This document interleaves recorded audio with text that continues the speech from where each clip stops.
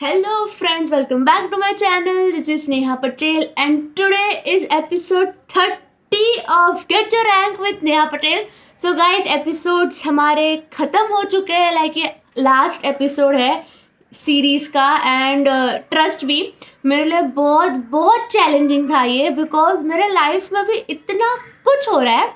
मेरे ऑफिस में I am very busy, बहुत कुछ चल रहा है ऑफिस में, बहुत सारे इवेंट्स हो रहे हैं ऑफिस में, मेरे पर्सनल लाइफ में बहुत सारे इवेंट्स हो रहे हैं.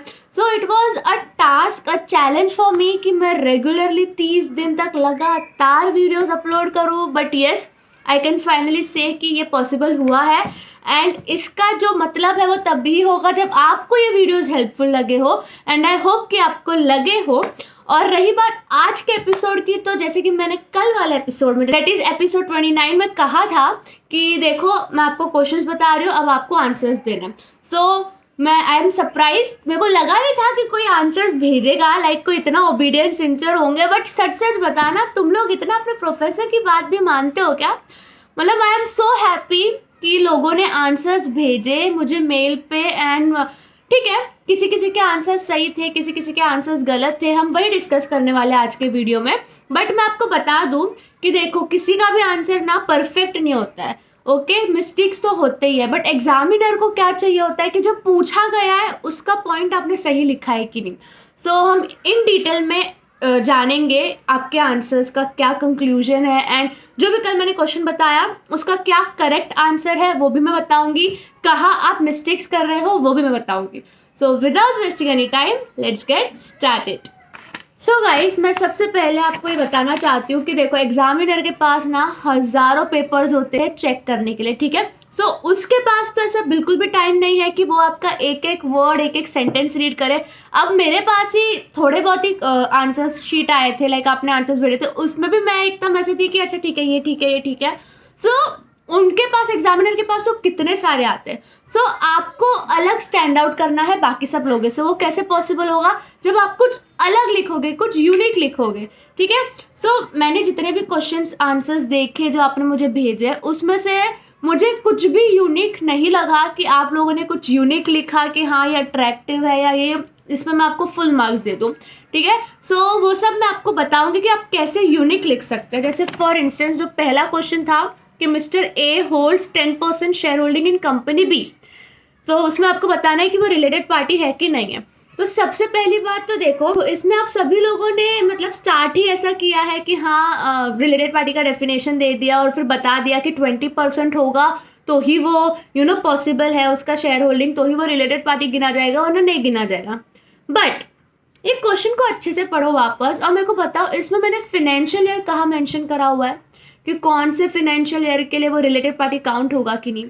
आप लोगों ने अपना कंक्लूजन दे दिया कि हाँ अप्रैल 2023 से 10% होगा, तो अभी नहीं है. But you have to write this statement कि assuming that this transaction has happened in financial year 22 to 23, तो ये आंसर मेरा करेक्ट होगा, ठीक है. सो ये स्टेटमेंट मिसिंग था सभी में. मैंने जानबूझ के ट्रिक किया था ये क्वेश्चन में, और ऐसा ट्रिक ही होगा आपके साथ एग्जाम्स में भी, ठीक है. इसी से आप स्टैंड आउट करोगे कि कौन वो ट्रिक पकड़ पा रहा है. तो इसमें इंफॉर्मेशन मिसिंग है. इसमें ये भी मिसिंग है कि कंपनी बी लिस्टेड कंपनी है, पब्लिक है, प्राइवेट है, क्या है. बट चलो ठीक है, उसमें लिखा है एज पर सेबी एलओडीआर, तो सेबी तो लिस्टेड कंपनीज में एप्लीकेबल होता है, तो वो अजम्पशन ठीक है, राइट है. बट फाइनेंशियल ईयर का आप सभी लोगों ने मिस आउट कर लिया. So this was the only mistake, बाकी सब तो सबके आंसर्स परफेक्ट थे. नाउ सेकंड क्वेश्चन पे हम आ जाते हैं. इसमें ट्रांजैक्शन हुआ था listed entity and its wholly owned subsidiary में, ठीक है. अब एक लड़की थी जिसने बहुत प्यारा आंसर लिखा था, बट उसका कंक्लूजन ही गलत था. मतलब उसने सब बता दिया कि हाँ ये क्या बोलते हैं, शेयर होल्डर्स अप्रूवल चाहिए होगा क्योंकि 1000 करोड़ से ऊपर है वगैरह वगैरह. बट इसमें ट्रिक क्या था कि listed entity and its wholly owned subsidiary, this is an exempted transaction. मतलब ये रेगुलेशन 23 के हिसाब से रिलेटेड पार्टीज ट्रांजैक्शन माना ही नहीं जाता है, तो शेयर होल्डर्स अप्रूवल की जरूरत ही क्या है, ठीक है. ये ट्रिक था इसमें.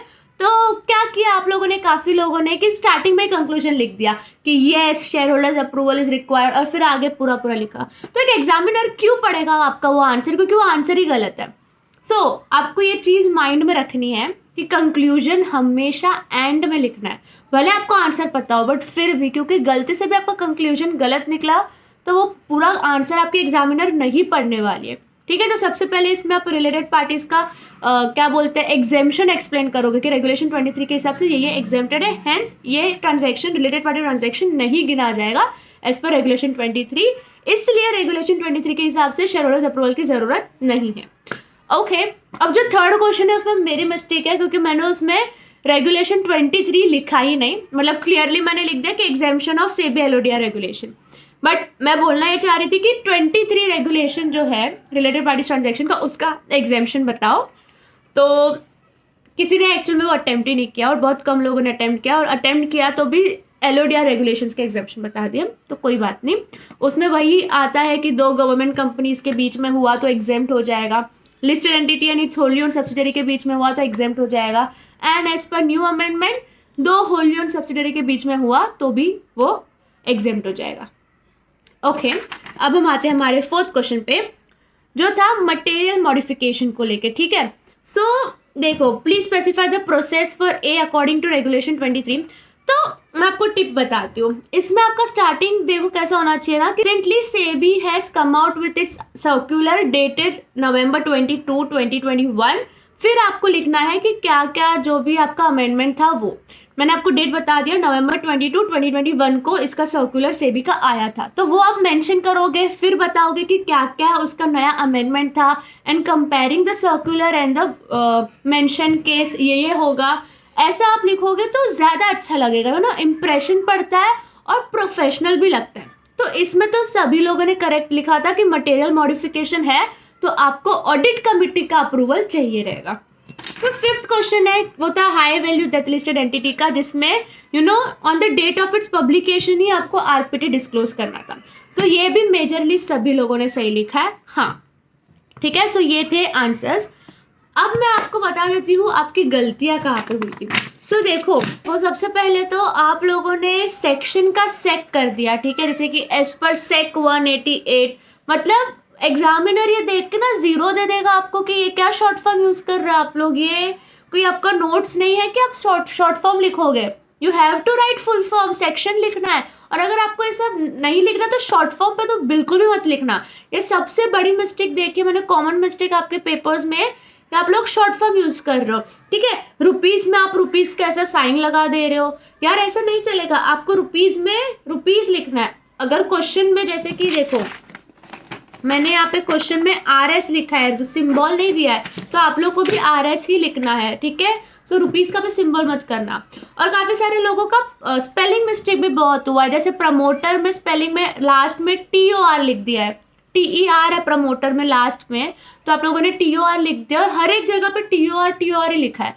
सो ये बहुत माइनर से मिस्टेक है, सिली मिस्टेक है, जो अच्छी नहीं लगती है पेपर में। अगर एग्जामिनर के नज़रों में आ गया वो सब तो इम्प्रेशन गलत पड़ जाएगा और आपका आगे का पेपर भी वैसे ही चेक होगा।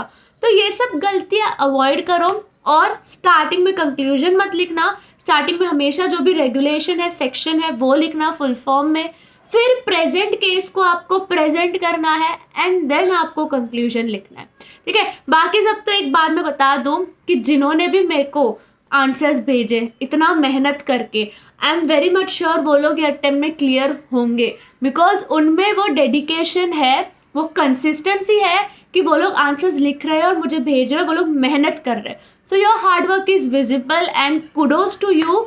ऐसे ही आप लोग डेडिकेटेड रहो और कंसिस्टेंट रहो, सब कुछ हो जाएगा, ठीक है। एंड अब मैं ऐसा नहीं बोलूँगी कि हम कल मिलेंगे, बिकॉज ये लास्ट एपिसोड था सीरीज़ का, बट ठीक है हम वैसे भी मिलते रहेंगे, no worries. Bye, best of luck.